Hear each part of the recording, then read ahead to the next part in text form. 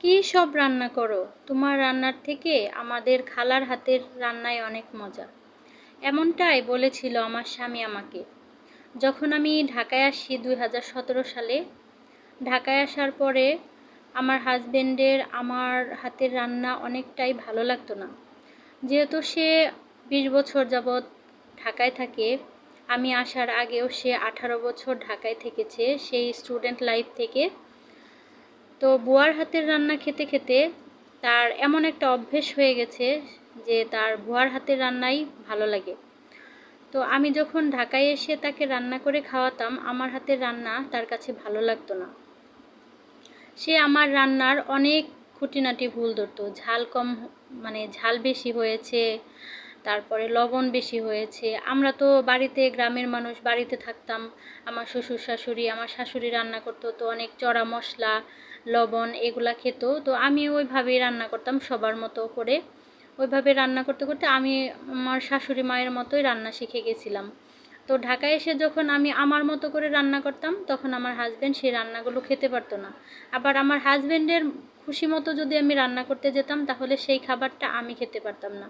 কি আর করার, যেহেতু হাজব্যান্ড খেতে পারে না, সেক্ষেত্রে আমি তার মন মতো করেই রান্না করার চেষ্টা করতাম, ঝাল লবণ কম দিয়ে। এবং আমি কি করতাম, আমি কয়েকটা মরিচ আস্ত দিয়ে রাখতাম তরকারির মধ্যে, সেই মরিচটা ভাতের সাথে ডলা দিয়ে তারপরে খেতাম।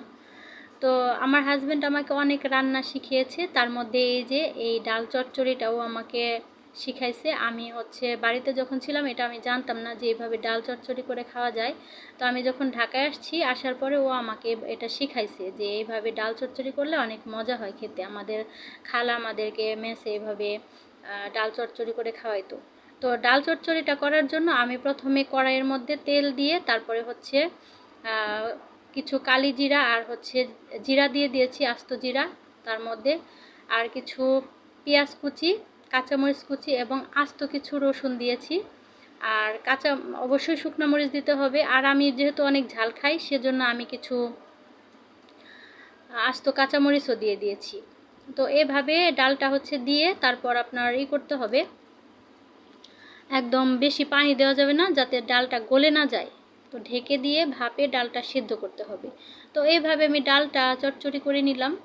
তো কিছুদিন যেতে যেতে হাজব্যান্ডকে আস্তে আস্তে মনে করেন একটু একটু ঝাল দিতে দিতে, তারপর এখন আমার রান্না ছাড়া সে অন্য কারো রান্না খেতেই পারে না। এখন তার এমন একটা অভ্যেস হয়ে গেছে, সে শুধু আমার হাতের রান্নাটাই ভালো খেতে পারে। আমার হাতের রান্না ছাড়া অন্য কারো হাতের রান্না খেলেই তার সমস্যা হয়ে যায়। এমন একটা অভ্যাস হয়ে গেছে। এখন আমিও আছি মহা যন্ত্রণায় এই হাজব্যান্ডকে নিয়ে। এখন আমি কি করব, সে একটু বাইরের খাবার খেতে পারে না, বাইরের খাবার খেলেই সে অসুস্থ হয়ে যায়। বাড়িতে গেলে অন্য কারো হাতের খাবার খেতে পারে না, সে আমাকেই রান্না করে তাকে খাওয়াতে হয়। কি যে একটা সমস্যা। তো এটাই ছিল আজকের ভিডিও। সবাই ভালো থাকবেন। আসসালামু আলাইকুম।